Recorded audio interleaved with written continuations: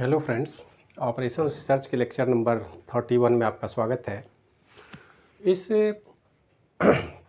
Lecture में हम ये जानने की कोशिश करेंगे कि क्या होगा जब किसी भी गेम प्लान का कोई सैडल पॉइंट ना हो या सैडल पॉइंट फाइंड करने में हम नाकाम हो जाएं, तो फिर स्ट्रेटजी क्या होगी। एक प्रॉब्लम है हमारे पास जिसमें ए और बी दो प्लेयर है और दोनों के अलग अलग स्ट्रेटजी 1, 2 है। बी के पास भी 1 और 2 स्ट्रेटजी है और उनका आउटकम हमारे सामने है 9, 7, 5, 11। जो सैडल पॉइंट फाइंड करने की कोशिश है, ज़रा सा हम देखें कि अगर रो की हम बात करें तो रो मिनिमम हम पहले निकालते हैं। रो मिनिमम क्या होगा, 7, यहाँ 5 है और कॉलम में मैक्सिमम की बात होती है तो मैक्सिमम है 9 और यहाँ मैक्सिमम है 11। आप इसको गौर से देख सकते हैं, कोई सैडल पॉइंट यहाँ एग्जिस्ट नहीं करता, क्योंकि सैडल पॉइंट क्या है कि मैक्सिमिन वैल्यू बराबर मिनी मैक्स। जी हाँ, मैक्सिमिन अगर हम करें तो मैक्सिमम मिनिमम का मैक्सिमम क्या है, 7 है, ये है मैक्सिमिन और यहाँ पर मैक्सिमम मिनिमम है 9, तो मिनी मैक्स वैल्यू है 9। ये दोनों बराबर है क्या, नहीं है। हमें तो सैडल पॉइंट फाइंड करना था दोनों बराबर के लिए, यहाँ तो बराबर है ही नहीं, तो कोई सैडल पॉइंट नहीं है इस गेम में। इसका सॉल्यूशन क्या होगा। अब इस प्रॉब्लम का सॉल्यूशन जब हम ढूंढने की कोशिश करेंगे तो हम देखिए क्या करते हैं। सबसे पहले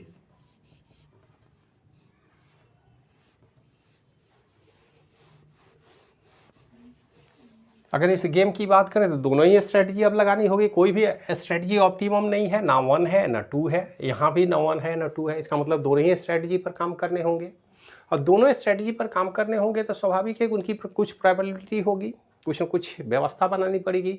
कैसे हम गेम वैल्यू निकालेंगे, कैसे उसका ऑप्टिमम लेवल निकालेंगे। तो इस प्रॉब्लम के सॉल्यूशन के लिए हमें अब देखिए, इस प्रॉब्लम में, इस तरह के प्रॉब्लम में जहाँ भी सैडल पॉइंट नहीं मिले वहाँ थोड़ा सा तरीका बदलना होता है। तरीका कैसे बदलेंगे, हम सबसे पहले रो ऑडमेंट की बात करते हैं। ऑडमेंट्स और कॉलम ऑडमेंट्स की बात करेंगे।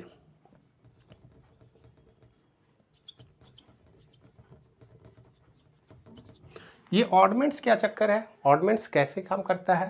तो ऑडमेंट्स क्या कहता है, जरा सा देखिए कि यहाँ पर स्ट्रेटजी नंबर 2 का जो डिफरेंस होगा 11 - 5 है। ये डिफरेंस 11 मैक्सिमम है, मिनिमम है, तो इसका जो डिफरेंस होगा वो 6 होगा, लेकिन उसको हम लिखेंगे स्ट्रेटजी 1 में। देखिए, इन दोनों का डिफरेंस हम यहाँ लिख रहे हैं और ठीक उसी तरह इन दोनों का डिफरेंस 9 - 7, 2 यहाँ लिख लेंगे। ये है रो ऑडमेंट्स। उसी तरह कॉलम ऑडमेंट्स की बात अगर हम करेंगे तो 9 - 5 4, तो ये 4 हम लिखेंगे दूसरे कॉलम में और दूसरे कॉलम का डिफरेंस फर्स्ट कॉलम में लिखेंगे, ये ध्यान में रखना है। तो 11 - 7, यहाँ भी 4 है, इस तरह से हम लिख लिए। अब रो और कॉलम ऑडमेंट्स निकाल लिए, इसको ठीक से समझ लीजिए। हमने क्या किया है, इन फर्स्ट रो के डिफरेंस को सेकेंड रो में लिखा है, सेकेंड रो के डिफरेंस को फर्स्ट रो में लिखा है। उसी तरह फर्स्ट कॉलम के डिफरेंस को सेकेंड में लिखा है और सेकेंड के डिफरेंस को फर्स्ट में लिखा है, ये ध्यान रखिएगा। अब इसके बाद इसका अगर प्रोबेबिलिटी की बात होगी, क्योंकि इंडिविजुअल तो हम फाइंड नहीं कर पाए, अगर हमको सैडल पॉइंट मिल जाता तो इंडिविजुअल आउटकम मिलता, ऑप्टिमम वैल्यू निकाल सकते थे, लेकिन यहाँ संभव नहीं है, तो यहाँ प्रोबेबिलिटी की बात हो गई। तो प्रोबेबिलिटी का फॉर्मूला तो आपको पता ही है। प्रोबेबिलिटी में ऑब्जर्वेशन 6/6 + 2 मतलब आउटकम बाय टोटल आउटकम, यही तो प्रोबेबिलिटी है। तो ये प्रोबेबिलिटी, इस प्रोबेबिलिटी को आप इस तरह से ऐसा करते हैं, हम यहाँ पर इसको नाम देते हैं P1। इसको थोड़ा सा डिलीट कर लेते हैं तो ज़्यादा बेटर होगा। अब हर स्ट्रैटेजी का हम प्रोबेबिलिटी निकाल रहे हैं।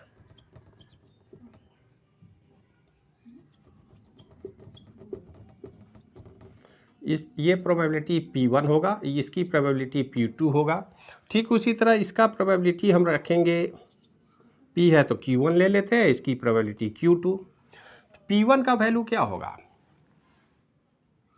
प्रोबेबल आउटकम 6/6 + 2, ये हो जाएगा 6/8 = 3/4।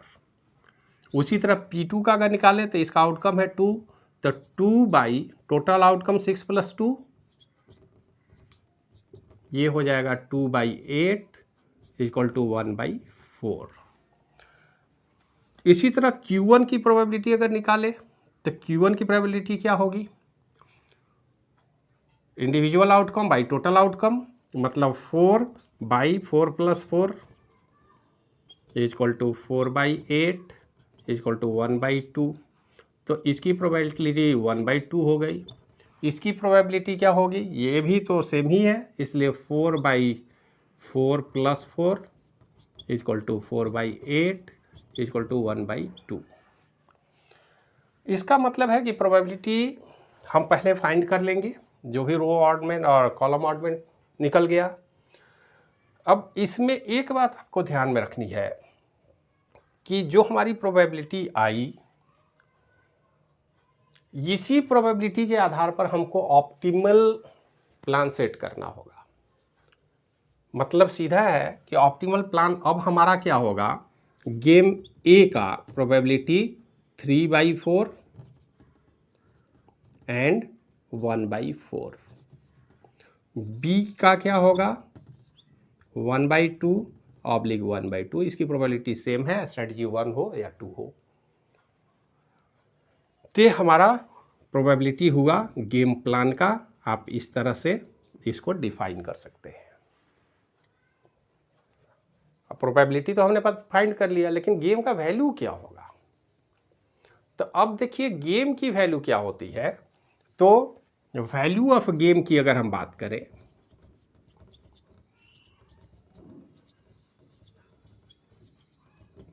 वैल्यू ऑफ गेम, अब हमारे पास 4 ऑप्शन है, हर सेल वैल्यू के अगेंस्ट हम निकाल सकते हैं। देखिए सबसे पहले फर्स्ट स्ट्रेटजी बी के लिए अगर 9 और 5 के लिए निकालेंगे तो इसका तरीका क्या है? देखिए रो ऑडमेंट से मल्टीप्लाई करेंगे सेल वैल्यू को और डिवाइड करेंगे प्रोबेबिलिटी से। मतलब फर्स्ट हमारा जो तरीका होगा 9 × 6 + 5 × 2 और डिवाइडेड बाई टोटल प्रोबेबिलिटी 8। इसका वैल्यू क्या होगा? 54 + 10/8 = 64/8 = 8। हमारा वैल्यू ऑफ द गेम हो गया 8। ये बात समझ में आई? प्रोबेबिलिटी के आधार पर हम गेम का वैल्यू अब आसानी से निकाल सकते हैं। दूसरा तरीका देखें, हम दूसरे तरीके से हमारी गेम के वैल्यू में कोई चेंज होता है क्या? तो दूसरा स्ट्रेटजी बी के लिए है, ये हम बी के फर्स्ट स्ट्रेटजी के आधार पर निकालें। बी के सेकेंड स्ट्रेटजी पर निकालेंगे तो 7 × 6 + 11 × 2/8। आप देख सकते हैं 7 × 6 42 + 11 × 22/8 = 64/8 = 8। अब ए के पॉइंट ऑफ व्यू से अगर आप निकालें फर्स्ट स्ट्रेटजी, ए की स्ट्रेटजी ये है, लेकिन अब इसको कॉलम ऑडमेंट से मल्टीप्लाई करेंगे। जरा सा देखिए 9 × 4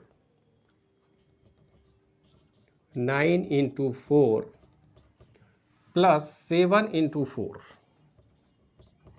× 4/8, 4 + 4 8, ये कितना हो जाएगा?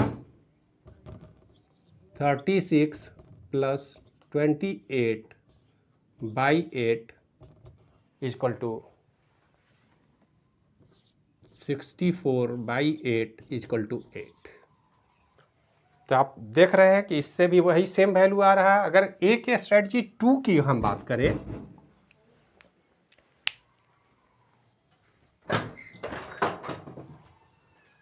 अरे तोरा बंद बा, 1 मिनट रुक जाके चाहिए ना। अब का चल आवा, काम खाली गड़बड़ करे खातिर। अब एक स्ट्रेटजी 2 में हम जरा देखें।